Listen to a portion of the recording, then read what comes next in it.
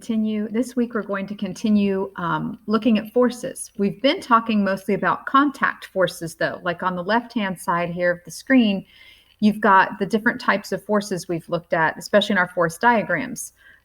Force normal, friction forces, drag force, applied force. We didn't talk too much about spring force, but it's just another type of forces. Those are contact forces. They occur because there's an actual contact between objects. What we're moving into now is non-contact forces. With non-contact forces, there's a push or a pull that is created, but without anything touching. The first one that we're focused on is gravity. We've been talking about the force of gravity. It's been in our free body diagrams. We know and we feel the force of gravity all the time.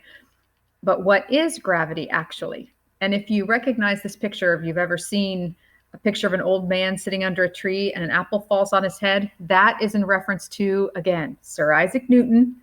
Everything seems to revolve around him in our unit at the moment. The story is that he was sitting under an apple tree when an apple fell and hit his head, and he all of a sudden understood gravity. It's probably just a story, but he did come up with a mathematical equation for figuring out the gravitational force between objects. Whether or not it involved an apple tree we're not quite sure. When you think of gravity, you probably think of the normal understanding of that pull force that affects everything on Earth.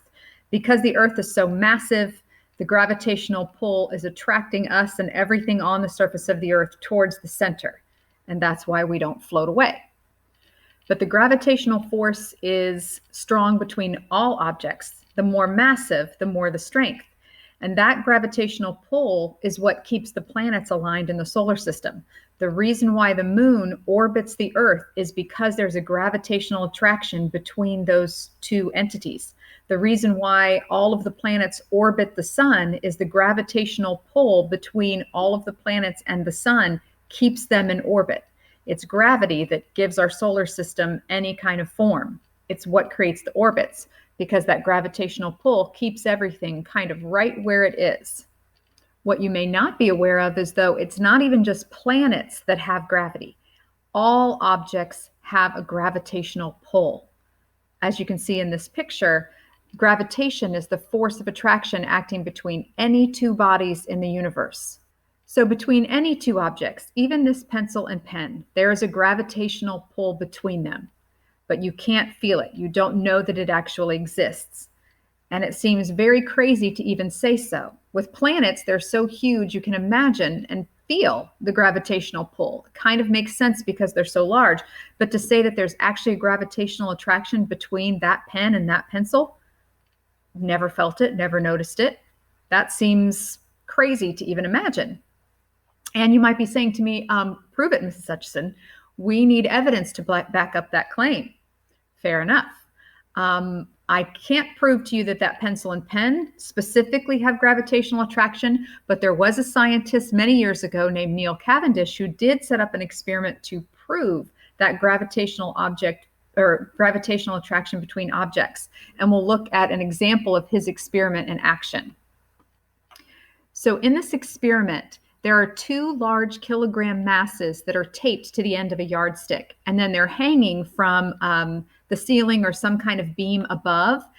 And the person who's run the experiment has allowed them to sit there for an extended time to make sure that they're not moving on their own. There's no air or anything in the room that's making them move.